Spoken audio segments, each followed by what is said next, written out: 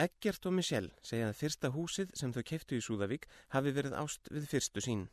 Well, we want to explore the West Fjords. We rented a summer house for our 10-year wedding anniversary and saw the little teeny sign Til Sölu on Alagata Sexton, and it was in very bad shape, but we work on old places, and we found that this had incredible charm across from the harbor and incredible potential to have a beautiful old Icelandic summer house.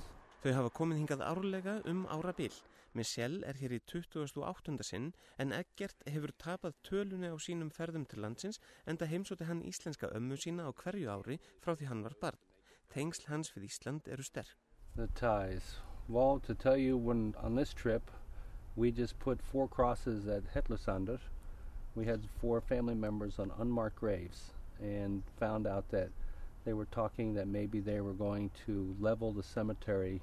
There's many unmarked graves there. So with some research and stuff, we found out who was where. And so our family got together last Saturday and we went up there and put the crosses on. But yeah, I've got family members that go way back. Í kvöld halda þau Michelle og Eggert tónleika í félagsheimilinu í Súðavík til styrktari uppbyggingu á leikvellinum Raggagarði. Yeah, we're playing a mix of music. Some originals, some covers, some Icelandic songs. Spanish song. And one Spanish song. De Darío me estás mirando.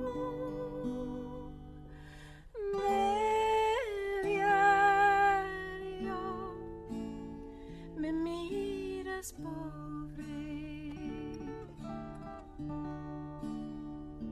sol que tú eres tan parejo